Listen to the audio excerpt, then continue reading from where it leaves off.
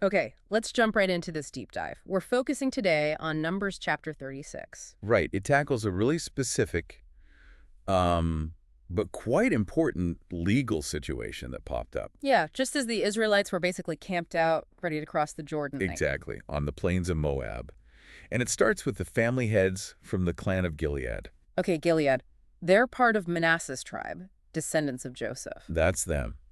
And they come forward to Moses and the other leaders with a pretty serious question about inheritance. And this revolves around Zelophehad's daughters, doesn't it? It does. You remember Mala, Tirzah, Hogla, Milcah, and Noah? Uh-huh. They'd recently won the right to inherit their father's portion of land since he had no sons. That was a landmark decision itself. Absolutely groundbreaking for the time. It established that women could inherit directly. But now the leaders of their wider clan see a potential, well, complication down the road. Yeah, their concern was practical. They asked, okay, these women now own land. What happens if they marry someone outside the tribe of Manasseh? Ah, right, because land inheritance was deeply tied to the tribe. Exactly. If, say, one of them married someone from the tribe of Judah, Then her inherited land would effectively become part of Judah's holdings. that was the fear. And not just temporarily.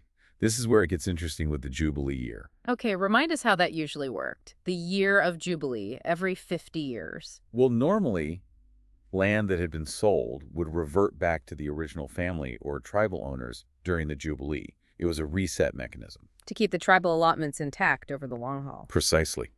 But the Gileadites argued that in this specific case, land inherited by a daughter who marries outside the tribe, the Jubilee rule wouldn't apply in the same way. How so?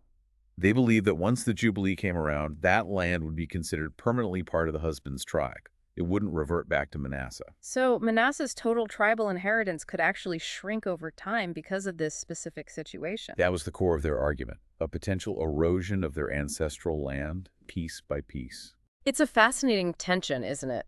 Between the individual rights just granted to the daughters and the collective integrity of the tribal inheritance system. It really is. It's about balancing individual circumstances with broader communal structures and laws described in the text. So they bring this pretty complex legal puzzle with potentially long-term consequences straight to Moses. What happens? Moses, as he often does, consults the Lord, Yeah. and the answer comes back. And And the ruling affirms the concern. It basically says, the tribe of the sons of Joseph is right.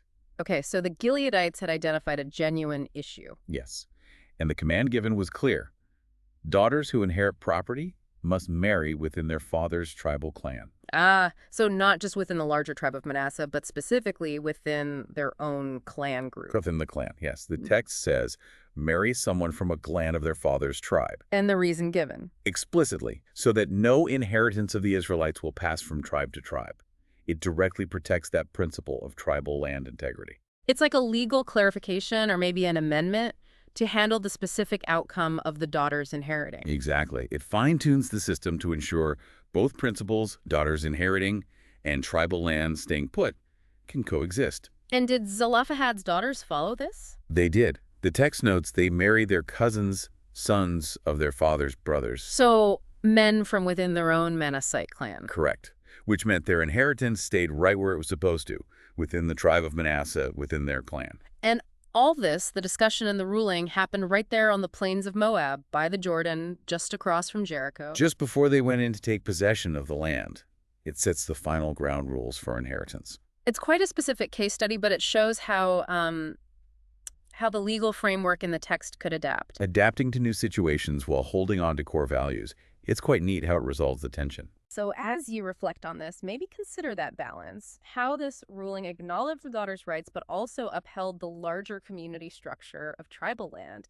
It really makes you think about how individual needs and communal laws interact, doesn't it? Something you see playing out in different ways throughout history.